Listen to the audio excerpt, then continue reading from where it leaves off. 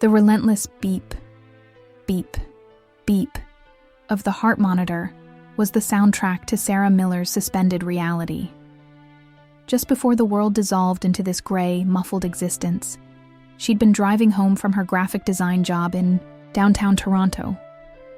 Humming along to the radio, she pictured Mike waiting, their easy evening ahead, a comforting image that felt as solid and real as the road beneath her tires. She couldn't know that sometimes the greatest dangers aren't the ones you see coming, like the sudden glare of headlights, or the slick, hidden treachery of black ice that suddenly spun her car out of control. Sometimes danger hides much closer, masked by love and familiarity. Then came the screech, the impact, and then nothing. Now, there was only this gray, muffled existence, floating in an abyss, tethered to the world only by sounds filtering through the fog. Sarah was 25. Vibrant, ambitious, deeply in love with Mike Ross, her boyfriend of 4 years. They had plans. A condo downtown, maybe near Queen West. Marriage. Kids, eventually. A life mapped out with the comfortable certainty of youth. Now, she was patient, room 3B at St. Michael's Hospital, diagnosed with a severe traumatic brain injury, trapped in a coma. The doctors offered cautious optimism to her distraught parents, but the prognosis was uncertain. Weeks had bled into a month. What the doctors didn't know, what no one knew, was that Sarah wasn't entirely gone. She was adrift, yes, but aware. Fragments of conversations pierced the veil. Nurses checking vitals, her mother's tearful whispers, her father's strained attempts at cheerful encouragement. And Mike was there often, his voice thick with worry, holding her hand, telling her he loved her, begging her to wake up. His presence was a confusing mix of comfort and something else, an undercurrent she couldn't quite grasp in, her hazy state. Then came the day that shattered everything. It wasn't her parents' hushed anxieties or the clinical drone of medical updates. It was Mike's voice, different from when he spoke directly to her. Lower, tense. He wasn't alone. She recognized the other voice. Mark, Mike's best friend since university. I can't keep doing this, Mark. Mike sighed, the sound heavy, weary. The chair scraped slightly as he must have shifted his weight. Doing what, man? Being here for her? Mark's tone was practical, if a little rough. She's your girlfriend. Your fiancé, practically. What else? Are you gonna do? A long pause. The rhythmic beeping filled the silence. It sounds horrible. God, I know how it sounds. Mike's voice dropped further, barely audible, conspiratorial. But sometimes I just wish it would be easier if... He trailed, off, unable or unwilling to complete the monstrous thought. Sarah's consciousness recoiled, a silent scream trapped within her inert body. Easier? Easier if what, Mike? If I... Mark didn't immediately respond. Sarah could almost picture his frown, his discomfort. Mike, that's the stress talking, buddy. You're exhausted. Seeing her like this? No, it's not just the stress, Mike interrupted, a raw edge creeping into his voice. It's everything. The uncertainty. The doctors saying she might never be the same, even if she wakes up. What kind of life is that? For her? For me? He took a shaky breath. And there's Emily. Emily. Sarah's heart clenched. Emily Bell, her closest friend since childhood. The one who knew all her secrets, shared her dreams, the one who was supposed to be her maid of honor. What about Emily? Mark asked, his voice guarded. Things have happened, Mark. Mike admitted, the words tumbling out in a rush, since the accident. Even a bit before, if I'm honest. We got close, too close. It just happened. And now, being here, seeing Sarah like this, and then seeing Emily, I feel like I'm drowning. No. The thought echoed in the vast emptiness of Sarah's mind. Mike and Emily? My Emily? It felt like a physical blow, a betrayal so profound it threatened to pull her under completely. Jesus, Mike, Mark breathed. Does Sarah know? Did she suspect anything? No. God, no. Of course not. How could she? Mike sounded panicked. And nobody can know, Mark, especially not now. It would destroy her parents. It would... He stopped. Sarah knew what he was thinking. It would destroy me. Look, Mike continued, his voice regaining a semblance of control, albeit a cold one. If she doesn't wake up, or if she wakes up damaged, it changes everything. Emily understands. She's been supportive. We connect on a different level, you know? A different level? Sarah raged internally. The level of deceit? Betrayal? So, Mike said, the final words falling like stones into the quiet room, hitting Sarah with devastating force. Maybe it would be a mercy for everyone if she just slipped away peacefully. Silence followed, thick and suffocating. Mark mumbled something non-committal, clearly wanting the conversation to end. Footsteps. The door opened and closed. Mike was gone, but his words remained, seared into Sarah's consciousness. He wished her dead, her Mike, the man who held her hand and whispered loving words. He wished her dead so he could be free to be with her best friend. The pain was immense, a crushing weight. But beneath the pain, something else flickered. A tiny, hard spark of anger, of resolve. If I ever get out of here, if I ever wake up, you will pay for this, Mike. You both will. Weeks turned into another month. Slowly, miraculously, the fog began to lift. Sarah's eyes fluttered open. At first, it was just brief moments of hazy awareness, then longer periods. She could track movement, respond to simple commands. Her parents wept with relief. Mike rushed to her side, his face a mask of joyous tears, clutching her hand, telling her how much he'd prayed for this. Sarah looked at him, truly looked at him, for the first time since the accident. She saw the handsome face she loved, the familiar curve of his smile. But now, overlaid on that image were his words, echoing from the gray place. Easier. Wish she would slip away. Emily. She felt a chill despite the warmth of his hand. She knew, with absolute certainty, what she had to do. She couldn't react. Not yet. Revealing what she knew now would achieve nothing but chaos and disbelief. They'd say she was confused, her memory damaged by the trauma. No. She needed to be stronger. She needed to heal, and she needed proof, or at least the perfect moment. So Sarah played her part.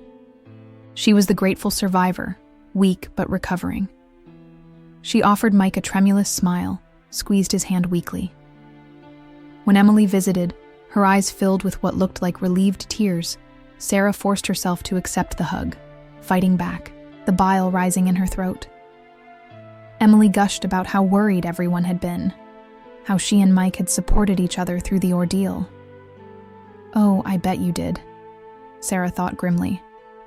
The recovery was arduous. Physical therapy, speech therapy, cognitive exercises. Sarah threw herself into it with a determination that surprised her therapists. Every painful step, every frustrating word relearned, was fueled by that cold, hard resolve forged in the coma. She needed her strength back. She needed her mind, sharp. Mike was the picture of devotion. He brought her flowers, read to her, helped her with her exercises, talked endlessly about their future, picking up right where they left off. He discussed wedding plans, venues near the distillery district, guest lists. He seemed completely oblivious, confident his terrible secret was safe. Sarah watched him, her heart a confusing mix of lingering affection, suffocating hurt, and icy rage. She watched him interact with Emily when she visited. The fleeting glances, the too casual touches, the shared private smiles when they thought she wasn't looking or was too foggy to notice. Each observation was another nail in the coffin of the love she once felt. Her parents, overjoyed by her recovery and Mike's attentiveness, saw only a loving couple overcoming tragedy. They often remarked how lucky Sarah was to have him. Sarah would just smile tightly and nod, the irony a bitter taste in her mouth. Months passed. Sarah was discharged from the hospital, moving back into the apartment she shared with Mike, a space that now felt tainted. She resumed work part-time. Life was slowly returning to a semblance of normalcy, but for Sarah, it was a charade. The wedding planning kicked into high gear. Deposits were paid, a hefty $10,000 for the venue, $5,000 for the caterer. Dresses were chosen. Invitations were sent out. Emily, her supposed maid of honor, helped Sarah address envelopes, her chatter about color schemes and floral arrangements grating on Sarah's nerves. Mike seemed genuinely excited, perhaps seeing the wedding as the final step in erasing the nightmare of the past year, cementing his future. Sarah let it all happen. She went through the motions, attended the tastings, smiled for the engagement photos. Inside, she was counting down the days, not to the wedding, but to the day before. The day arrived, crisp and clear, a perfect late autumn Toronto day. The wedding rehearsal was scheduled for the evening, followed by a dinner. Sarah woke up early. Mike was still asleep beside her, breathing softly. She looked at his peaceful face and felt nothing. Just a cold emptiness where love used to be. She spent the morning making final calls, confirming details. She met her loyal friend Jen, not Emily, for coffee, needing a moment of genuine connection before the storm broke. Jen, unaware of the real drama, bubbled with pre-wedding excitement. Sarah managed to deflect her enthusiasm, pleading nerves. That afternoon, Mike came home from a final suit fitting, whistling. He wrapped his arms around her from behind. "Tomorrow, Mrs. Ross," he murmured into her hair. Sarah stiffened but didn't pull away immediately. She turned slowly in his arms to face him. She kept her voice calm, level. "Mike, we need to talk, before the rehearsal." He looked surprised. "Sure, babe. Everything okay? Getting cold feet?" He chuckled, but a flicker of unease crossed his face. "No," Sarah said, her gaze steady. "Not cold feet, just clarity." She led him to the living room sofa. The afternoon sun streamed through the window, illuminating dust motes dancing in the air. It felt surreal, staging this conversation in the heart of the life they had supposedly built together. "Mike," she began, taking a deep breath. "Do you remember visiting me in the hospital? When I was, in the coma?" He nodded, his expression softening with faux sympathy. "Of course, Sarah. Every day. I barely left your side." "I know," she said. I heard you talking to me, telling me you loved me." She paused, letting the words hang in the air. "But I also heard other things." Mike's smile faltered. "Other things? What do you mean? The doctors? Your parents?" "No, Mike," Sarah said, her voice dropping slightly, mimicking the tone she'd heard that fateful day. "I heard you talking to Mark." The color drained from Mike's face. He stared at her, his eyes wide with disbelief, then dawning horror. "What? What are you talking about? You couldn't have... Couldn't I?" Sarah's voice was quiet but cut through the air like ice. You were sitting by my bed. Mark was there. You said you couldn't keep doing it. You said it would be easier if I just slipped away. Mike recoiled as if struck. Sarah, no. You must have misunderstood.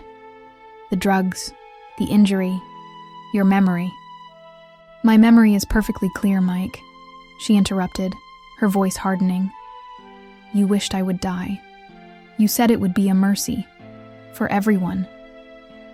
She leaned forward slightly. And then you mentioned Emily. Mike flinched violently. He opened his mouth, then closed it again. Denial was useless. He knew it. His face crumpled. You talked about how things had happened between you two. Sarah continued relentlessly, recalling the words burned into her brain. How you got too close. How she was supportive. How you connected on a different level. She spat the last words out with quiet contempt.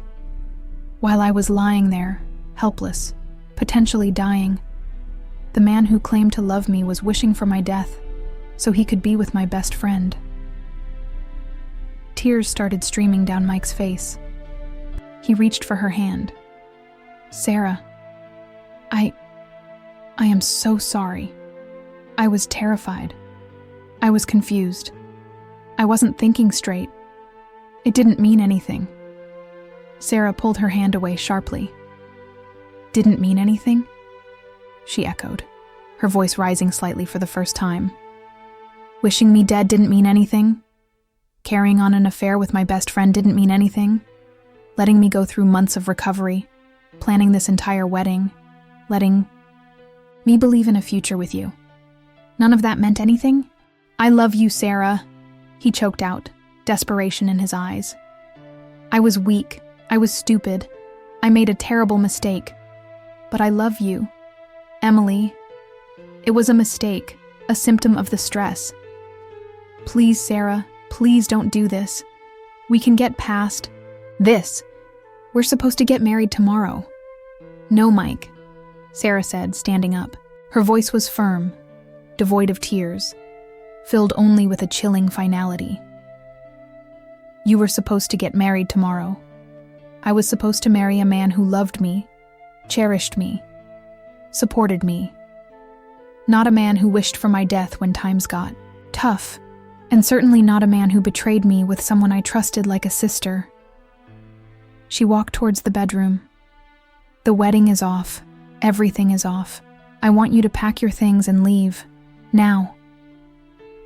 Mike scrambled off the sofa, following her. Sarah, wait, please. Let's talk about this. We can go to counseling. I'll do anything. I'll cut Emily out of my life completely. Please don't throw this away. He grabbed her arm. Sarah wrenched her arm free, turning to face him, her eyes blazing with a righteous fury that had been simmering for months. Throw this away? She demanded.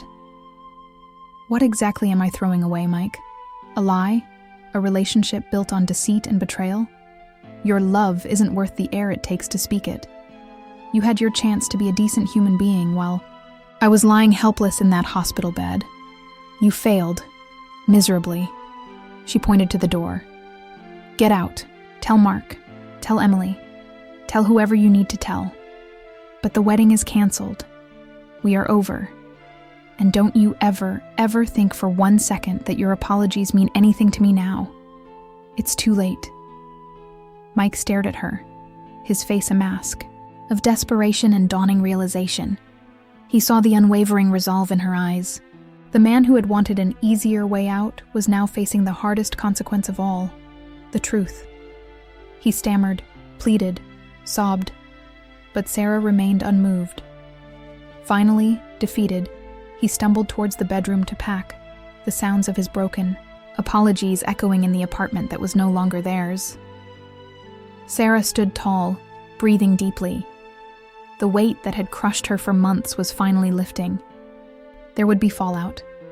Explanations, canceled vendors, awkward conversations, financial losses on the deposits, though perhaps some could be recovered. There would be pain and healing still to come. But as she watched the man who had betrayed her pack his bags, She knew one thing for sure. She had survived the accident. She had survived the betrayal. And she was finally, truly, free. Her second chance at life would not include him. He had made his choice in that hospital room. Now, she was making hers, and she wasn't looking back.